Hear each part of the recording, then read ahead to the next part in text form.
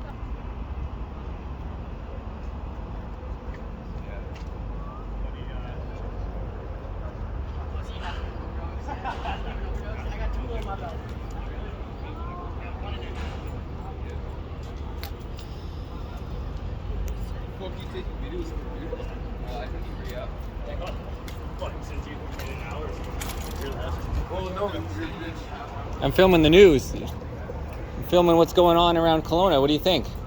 We're racing. You're a fucking clown. No? Do you know about what's going on around Kelowna?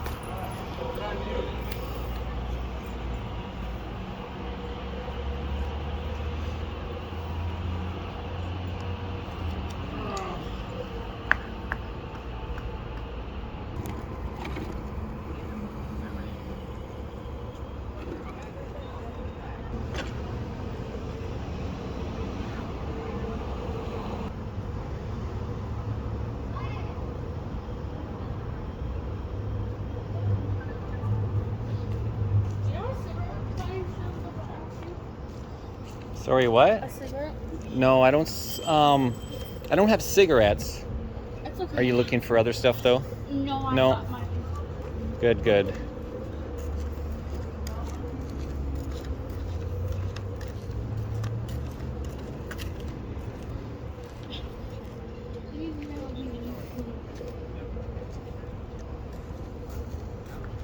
Crazy.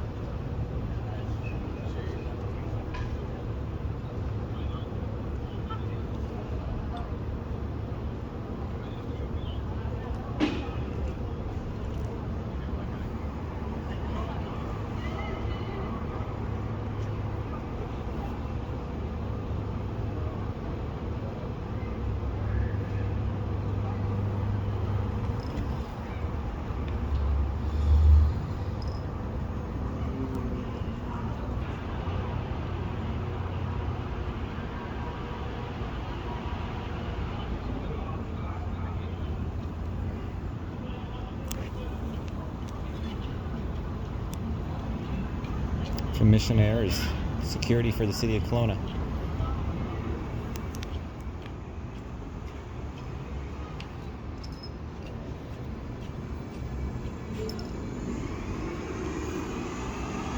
What do you guys think of this?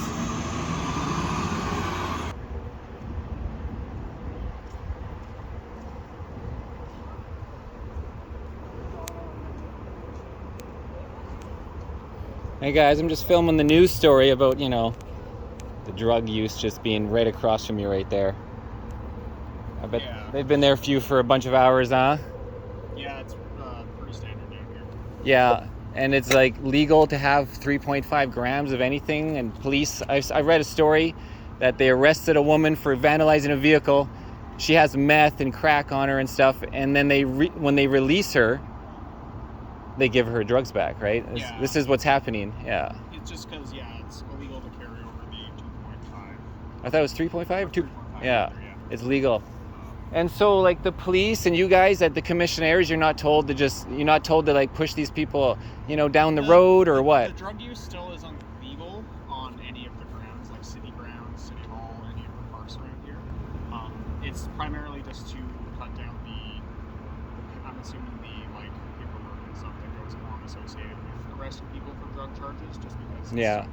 Right? And then arrest, release. Kind of is a revolving door. Yeah. At least as far as the RCMP are concerned. We still have the actual authority that if we try to remove someone, if they're smoking up and they don't, we can get RCMP to come. Yeah, and then then it's a circle again, and you have a bunch of cops here doing this instead of something else. Have you been working for Commissioners a long time? Is this getting worse over the recent year or 3 years?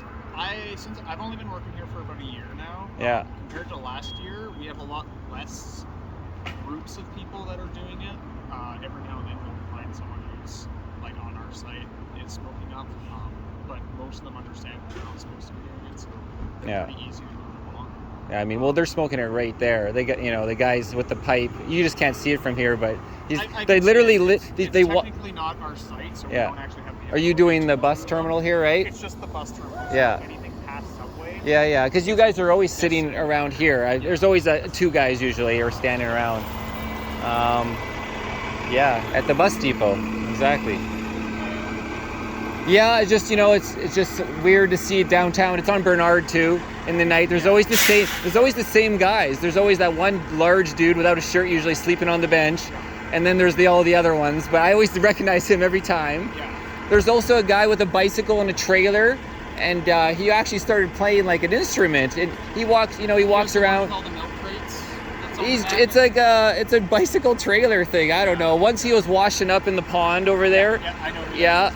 And I was just like, oh man, but there is supplied showers and laundry at what's that building called? It's the Metro. So I don't understand why maybe they don't want to go there. They think they're going to get their shit stolen. There's a very good chance, because we also work on that site, Commissionaires.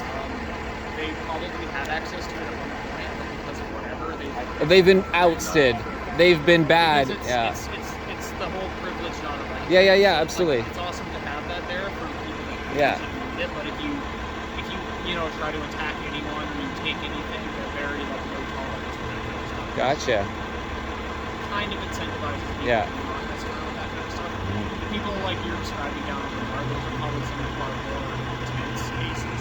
Yeah. A lot of the people down here, I'm just happy they have a place to go bathe instead of I remember this dude as well. Hey. You had the bicycle. What's your name again?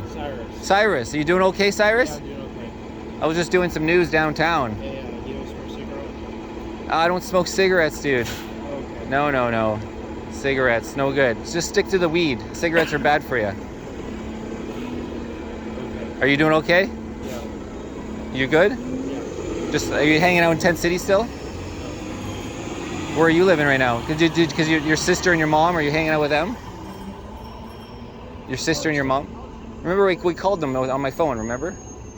Your sister, how's she doing? It was her it was her birthday when we called her, remember? Yeah. Are you living at home now with your mom or somewhere else? Somewhere else. Okay, fair enough, dude. All right, man, well, good to see ya. Cheers.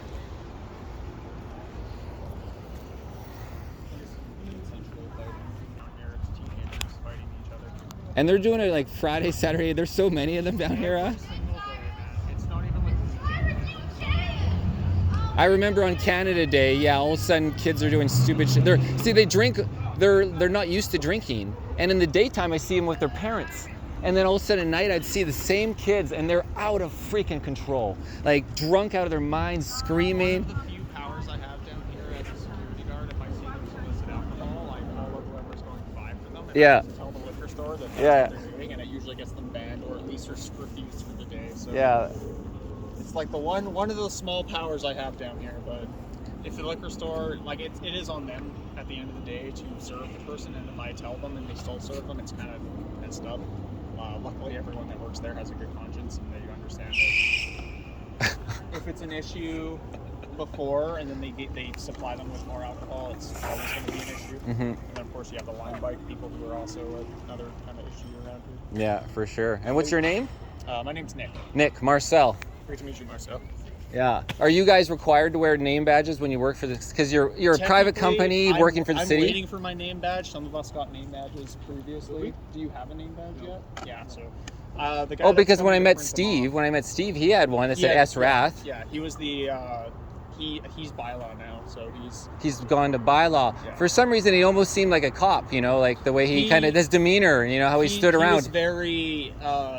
is there like a huge guy? No. It's just that he would hang his hands in his vest. He just had these demeanors. Looks the part, for sure. Like, because he has like the earpiece. He's got his vest is actually, I think, a Kevlar police vest. So he was able to have like all the different straps and emblems that you can take off and put on. So I know that's why they look like when you're wearing that suit. You look more like a police from a distance until you realize there's no. First thing you look for is no sidearm. They got no sidearm because they can't even carry if he's working the security job. No, they're not allowed. You're not allowed to touch people. You call the police. Yeah, exactly. You can't go hands on at all unless it's an immediate threat to yourself.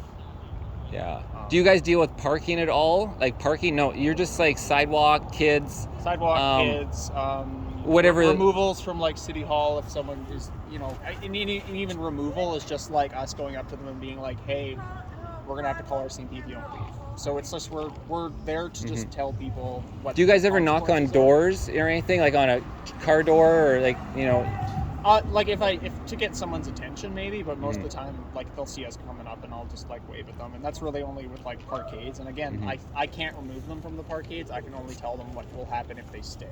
So like I'll be like, well, you technically can't linger in parkades, so if you linger here for long, either the parking guys are going to come and they might ticket you, bylaw might come and they might ticket you, or if you stay here and you're mouthing off at us, then we might get an RCMP call.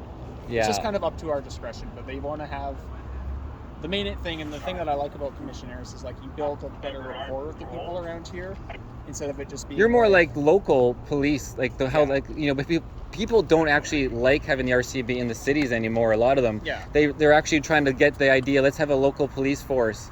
Not that it went very well in Calgary though, with the Calgary police force. That was a bunch of tyrants in there. I don't like the way that it was handled in Alberta.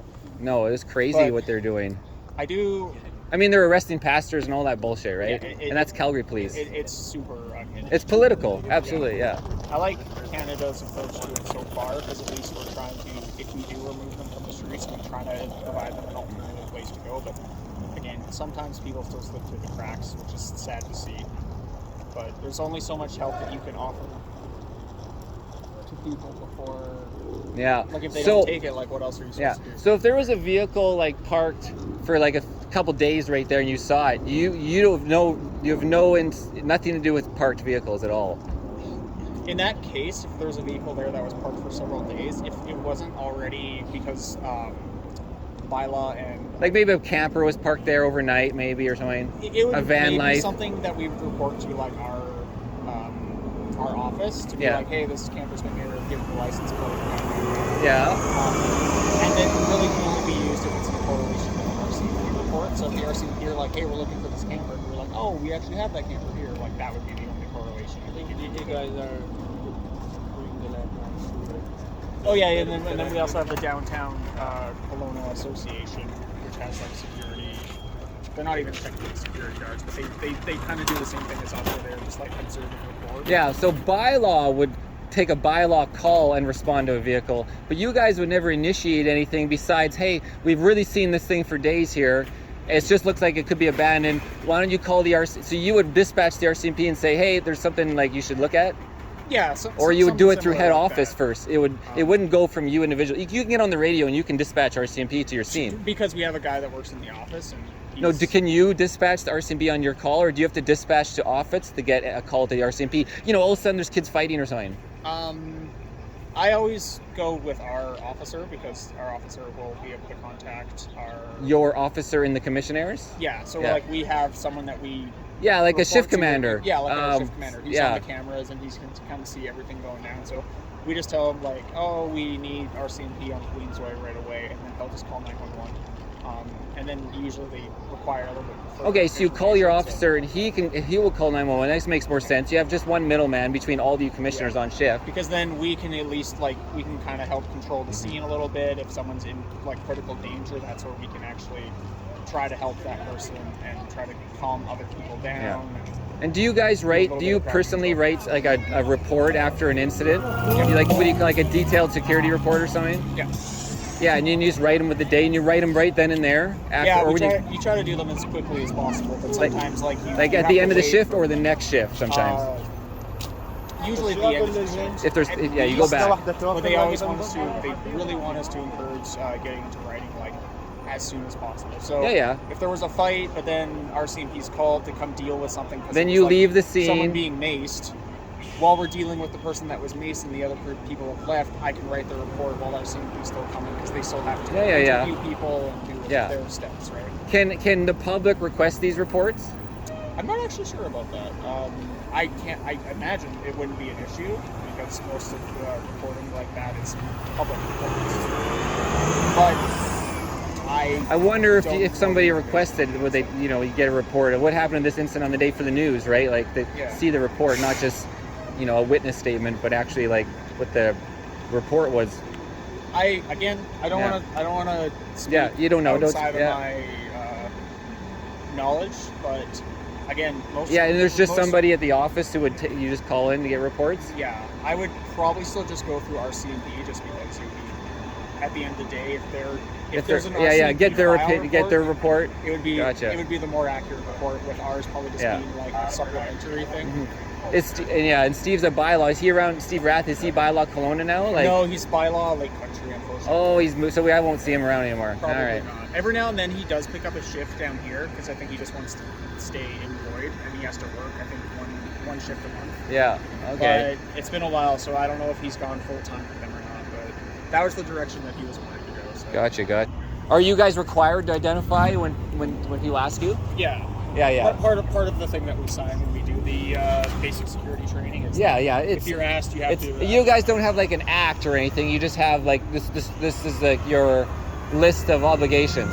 I think it actually is. I think it's just called the Security Act or something. But it's also in the security school, but not to do with the commissioners because there's several security companies, not just commissionaires. Yeah. So it's an umbrella thing. Our Commissionaires is the private entity. Technically would have to do it as long as you're employed as a security officer. You fall under that umbrella. Cool. Well, hey guys, very interesting to get some details from a commissionaire in the city of Kelowna. What's really interesting to me is the process to have the police come in terms of dealing with parking, not dealing with parking. So, when you have somebody saying oh, I needed somebody to knock on your door because you're parked on the street, so calling the police, it's a little odd, right? A little odd. Oh, we got music in the background. Okay, so I got my thoughts together again.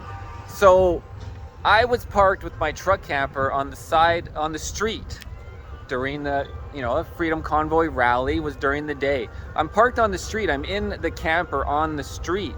So a commissionaire would never, and what this fellow was stating is they don't have jurisdiction on the street, which Steve Rath said, we don't have jurisdiction on the street. So why is he even calling the police? Why is he calling dispatch to call the police about this truck that's been parked there all day on the street?